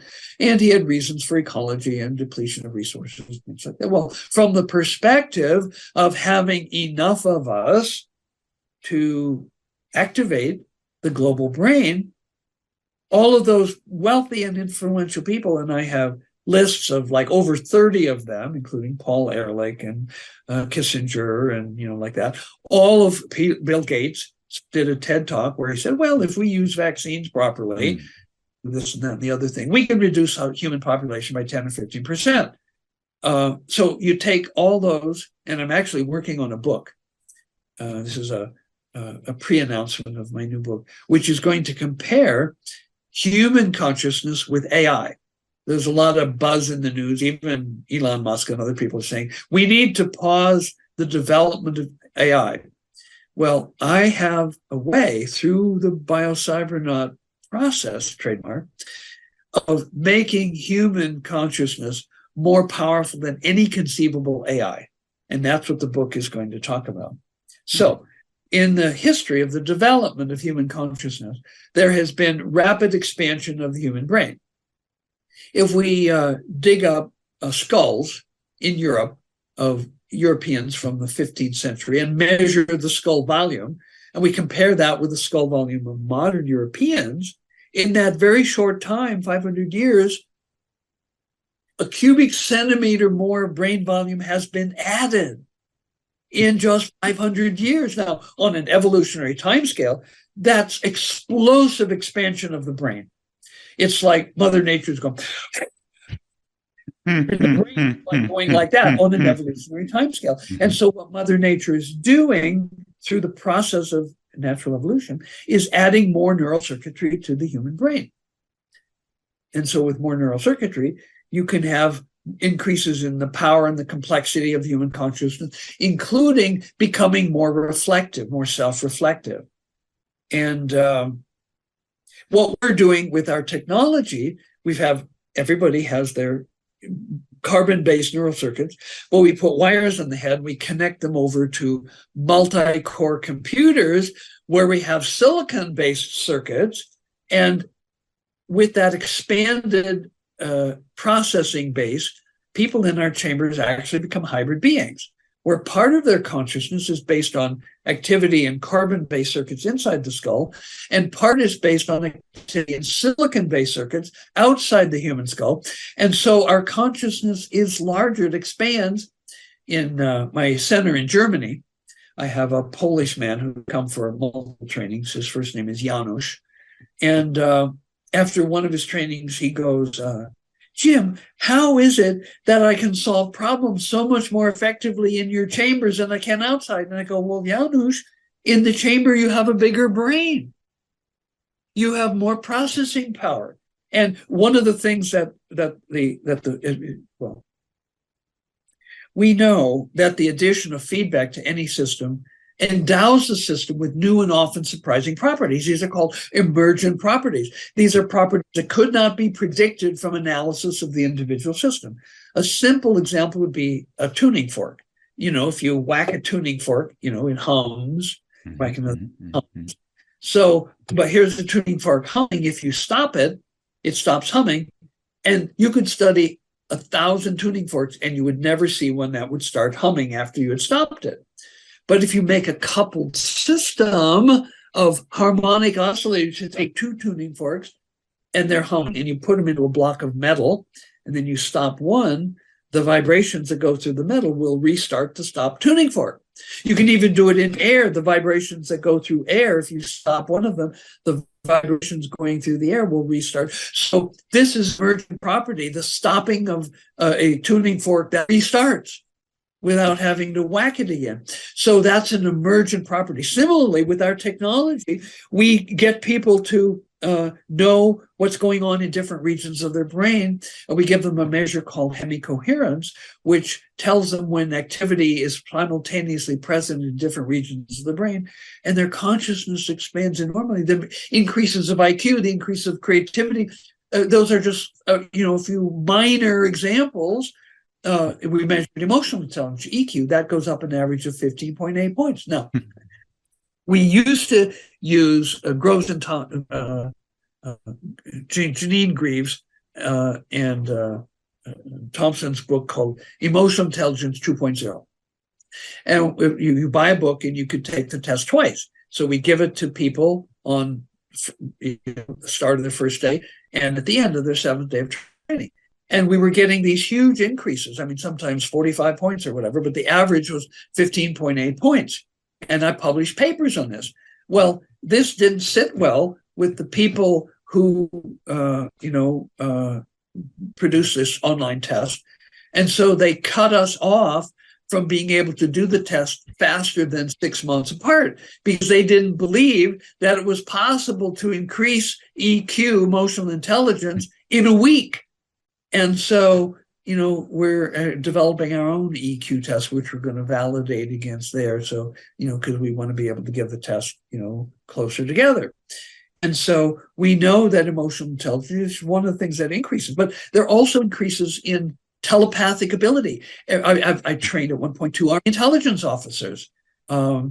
And they did 2 weeks of training, the Alpha 1 and then the Alpha 1 shared, where they're in the same chamber. And I told them that this would likely lead to telepathic experiences. So they wouldn't let me do shared feedback with them because they had high security clearances and they didn't want it to leak.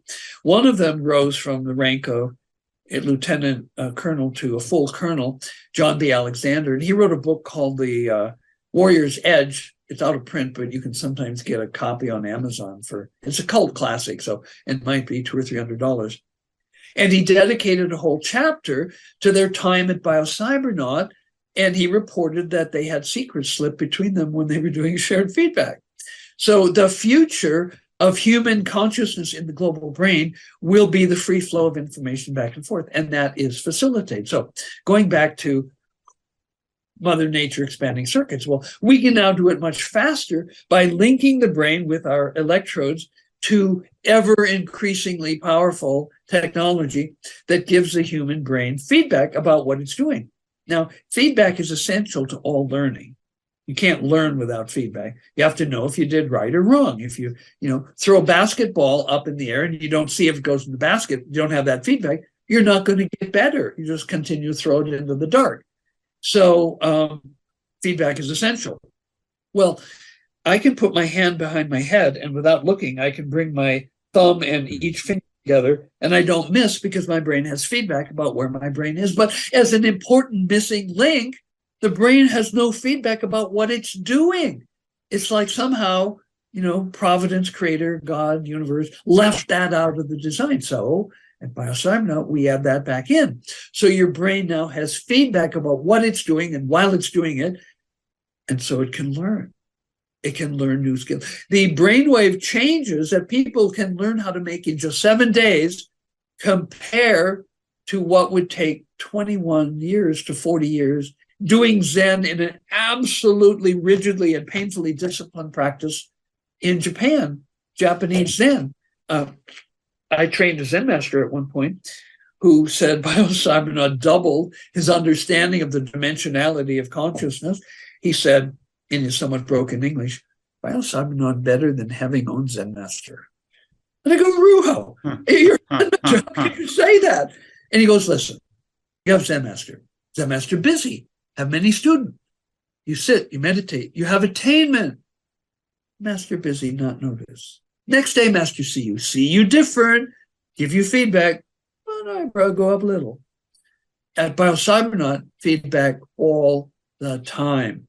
And then he repeated, Biocybernaut better than having own Zen master. So the feedback is important. And so the more types of feedback, the richer the feedback you can give, the faster the brain will develop.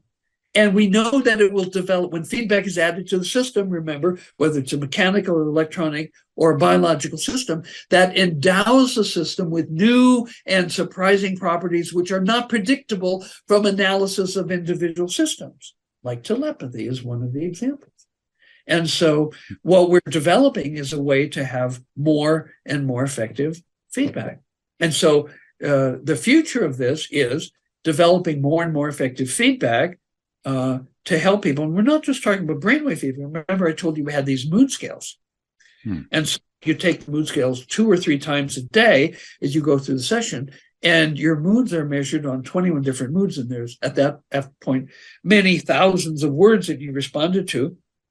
And it's beyond the ability of a human. Sorry, I moved the computer again. It's beyond the ability of any human to keep track of all that.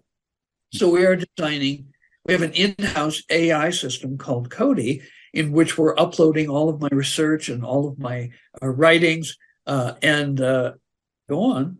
And as we go on, more and more of the data, so that we will use AI to give people more and better feedback so their brains can develop more powerfully. And here in my center in Germany, we only have 5 chambers. In Sedona, we have 6.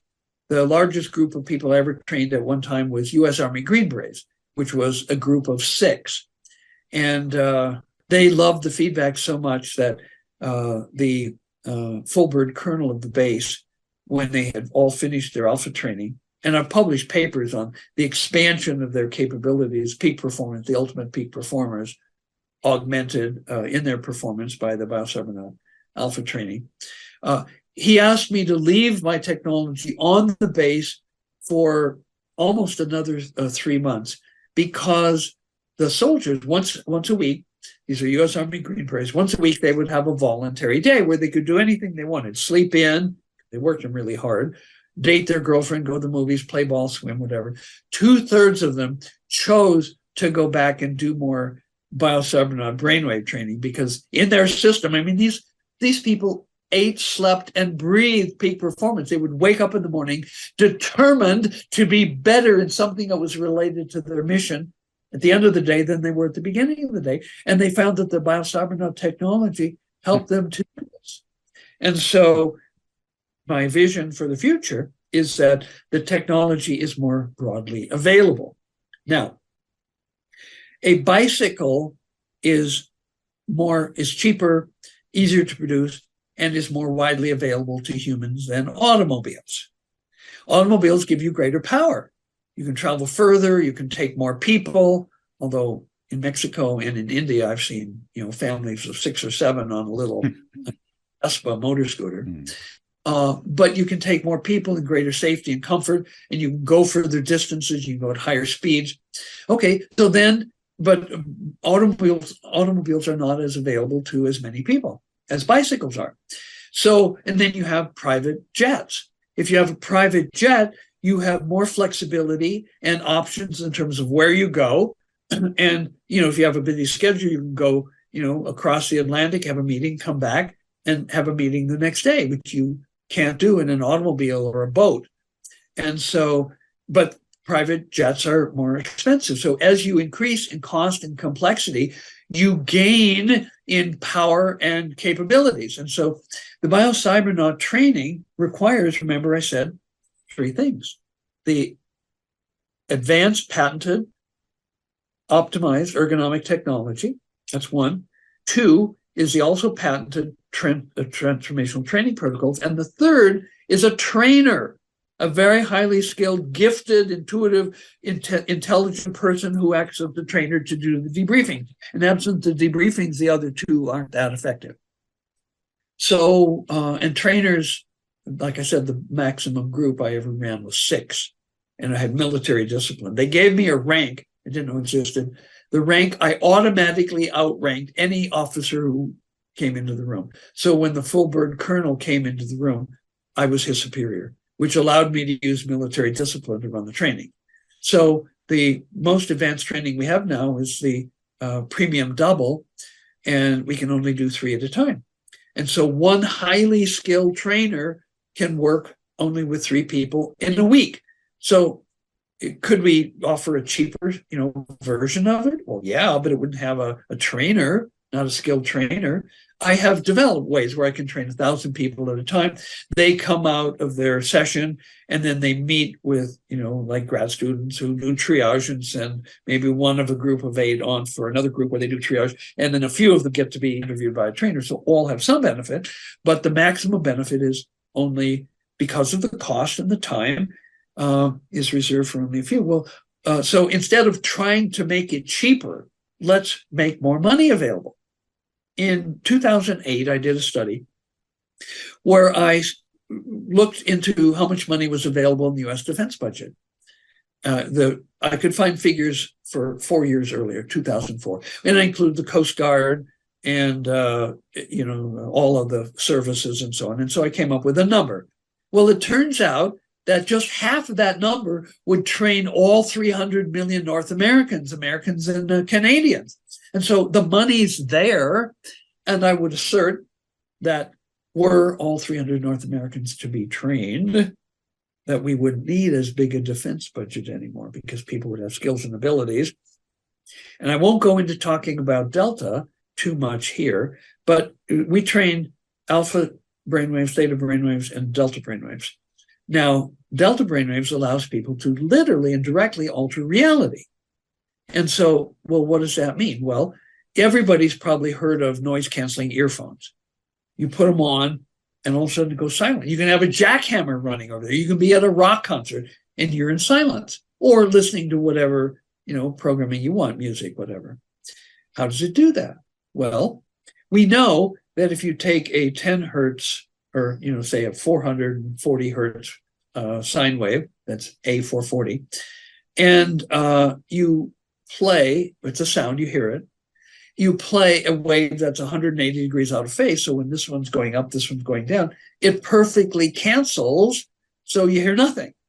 And so the way noise canceling earphones work is that they receive with a microphone whatever noise is coming in, and then they produce a 180 degree out of phase wave that totally cancels what is coming in.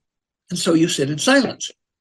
Well, how does that allow you to disappear and materialize objects? Well, it turns out that those who remember their high school physics will remember that light can be viewed either as a particle or a wave. The particle is called a photon, and the wave, of course, there's a range of 400 to 700 angstrom wavelengths, which are the light spectrum that our eye can see. But there's waves outside of that. And the Italian physicist de Broglie discovered that things bigger than photons also have a wave and can be characterized by a wave. So a proton has a de Broglie wavelength, an electron has a de Broglie wavelength, a neutron, and even grosser clumps of matter. And so if you know what the wavelength is of a proton, or of a hydrogen atom, or of a uranium atom, you can broadcast a frequency that's 180 degrees out of phase with that, and the thing simply disappears. And so in delta brainwaves, people, now I'm going to speak as a physicist, people can interfere constructively and destructively with the quantum mechanical probability energy density function of their local area of the universe. I'll say that again. In the same way that noise-canceling earphones interfere destructively with acoustic waves, and you can also, using the de Broglie waves of physical matter, you can interfere constructively or destructively with them to cause things to pop into existence or to pop out of existence.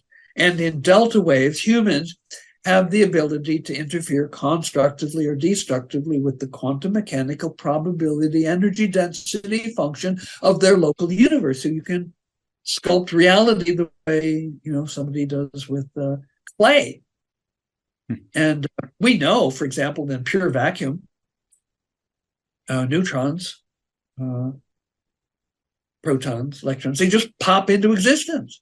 The quantum fluctuations of the vacuum sort of add up in such a way that, the energy, and there suddenly where there was nothing, there's now a proton. And so if nature can do it, well, so can we. Now, I would suggest this is not a capability of AI. And so when we humans, particularly coming together in groups, remember Peter Russell said, when you have 5 to 10 billion elements of a system, you have enough complexity to go to the next level. And so all those people who want to reduce a human population, they say, au contraire. No, don't do that. We need 5 to 10 billion humans in order to create and thus awaken the collective human superconsciousness. And so you figure out, or let the consciousness figure out, how to sustainably support 10 billion humans on this planet. I'm just sitting here and I'm listening to you, and the time is passing by, and it's incredibly fascinating, Dr. Hardt. Thank you, thank you. Yeah, well, what to say? I'm speechless. Yeah.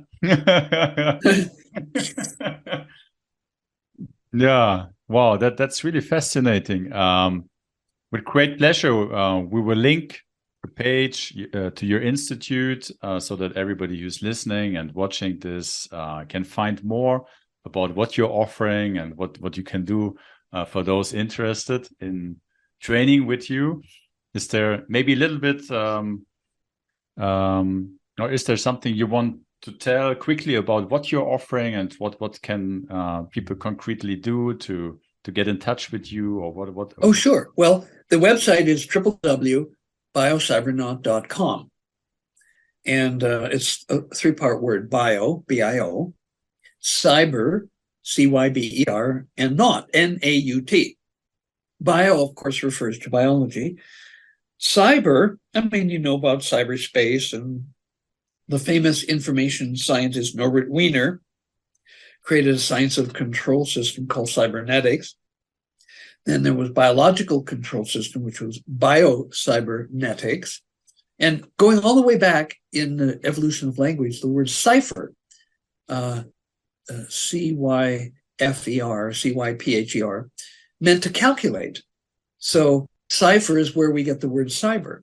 So cybernetics and computers are cybernetic technology. But Norbert Wiener created the science of biocybernetics using the suffix naut, N-A-U-T.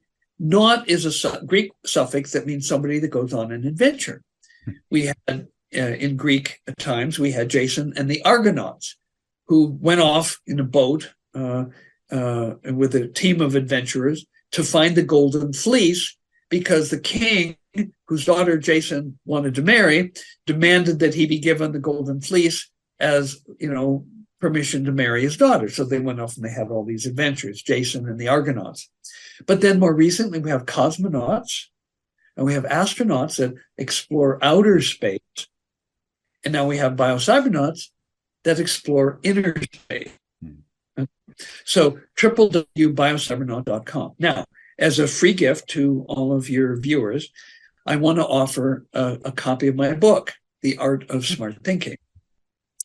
The way to get it is you type in www.biocybernaut.com/bonus, and you can download a PDF copy of the book. And so then what you do on the website, you can call Kate. There's an 800 number, and her number is also area code 780-226-6213. And she is in Alberta, Canada, near Edmonton. And she loves to talk to people. She's done the training herself, and she can schedule you. She knows what the schedule is. You talk to Kate. You might have questions. How does it work? How do you get there? How do you prepare? She can, and loves to, share all that information with you. The training is a 7-day intensive. The days are long, 10, 12 hours, sometimes longer if people have a lot to share. And for the single, where people go into the chambers once a day, we can have up to 5 in a group. And that training is $15,000. In the double, where you go in twice a day, it's $20,000. And you get about double the amount of feedback time. So people really like that option. Most people go for that option. But Kate knows the schedule, And we also have advanced training, theta training. We have 24 different levels of the alpha training. And we have 24 different levels of the advanced theta training. And the even more advanced delta training, we have 18 levels of those. And this doesn't even include the off-menu things like shared feedback. I've recently invented, designed, and developed a new training we call the family relationship training, which allows for the first time ever giving people accurate feedback about how well they're reading each other's emotions. You know, if you have a loved one or a parent or a child or a sibling, if you aren't accurately reading their emotions, it can lead to misunderstandings or hurt feelings or maybe even upsets. I remember helping someone do forgiveness on his sister. He hadn't talked to his sister for 26 years, and he did forgiveness on her. The next day, she went through her Rolodex, found his last known place of work, called it, and they said, oh, he's not here. He's doing some brain training. And because she could prove that she was his sister, they gave her the hotel number. And so brother and sister were reunited after 26 years of a break because of a misunderstanding of each other's emotions. And so when people, now we can give them accurate information about how well they're reading each other's emotion. And the improvements are so incredibly rapid that relationships bud and bloom and thrive. And I almost think that the only way there could be this much and this rapid an increase in your reading, accurate reading of your loved one's emotions, is the feedback somehow activates latent telepathic or ESP abilities in you. And so this training is available for 2 or 3 people. So it could be 2 parents and a child, or a parent and 2 children, or a couple, maybe a couple that's, having some difficult times, maybe on a bad road, or it could be 2 or 3 siblings. It could even be, 2 or 3 members of a sports team who need to, like a quarterback throws the football and a wide receiver goes running down the field, and a certain moment he turns around, the football is there. Those guys are connected here in a way that goes beyond what people think of as ordinary. And so these abilities can be enhanced. Dr. Hardt, time is passing by. I think we would have content and topics to talk for a couple more hours. If you want to pause, that's fine. Yeah, maybe if you like, we can have another conversation. I'm sure also with the feedback we're getting from you, the listeners, now to the conversation, we will have plenty of input, maybe for another conversation. I want to take the time to thank you for being here and sharing from your research, from your fascinating experiences and discoveries. Yeah, and we've had people do the training that say being at Biocybernaut is a little bit like being in a Star Wars movie and living in the middle of the Bible. Science and spirituality. We know the brainwaves of angels, seeing angels.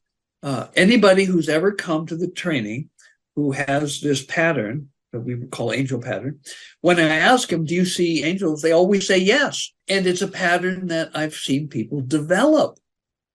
We one time had a San Francisco 49er in training, and he didn't have the pattern. And on day 5, angel pattern showed up. My technician comes running, Jim, you got to look at that. And I look at the polygraph. Oh, my God. Well, when he came out of the chamber, I can't say he was white as a sheet because he was a big black guy, but he was so shaken by the experience that it took a half an hour of coaxing to get him to talk about it, because 3 angels had appeared in the chamber and went, you haven't been living a very good life. Because it was true. He totally changed. He even stopped drinking coffee out of that experience. And so we know that, brainwaves rule. Any experience you have as a living human being, you have only when you have the appropriate underlying pattern of brainwaves. And when you change your brainwaves, you change your experiences, and you can change fundamentally at a core level your identity of who you are. And remember, Frederick Dodson said identity and reality are synonymous. So when you change your identity, because you changed your brainwaves, you now live in a profoundly different reality. So it's fun living at Biocybernaut. Yeah, I get the sense. Yeah. Yeah. Dr. Hardt, yeah, thank you again, yeah, for taking the time, sharing from the world of Star Wars and the Bible, and like the yeah, and giving us a sneak peek into yeah, the merging of spirituality and one final and comment science. then. Yeah, please, yeah. Jesus said the kingdom of heaven is within. Hmm. We help people go within. What else to say? Yeah. Right. Yeah, I think this is the perfect clause. Thank you so much, and also to everybody who's listening and watching our conversation. Thank you for being curious, open-minded, and yeah, and then also taking the invitation to go within. Yeah. So thank you, Simon. Many blessings. yeah, thank you, everybody. Take care, and yeah, see you the next time. Bye now.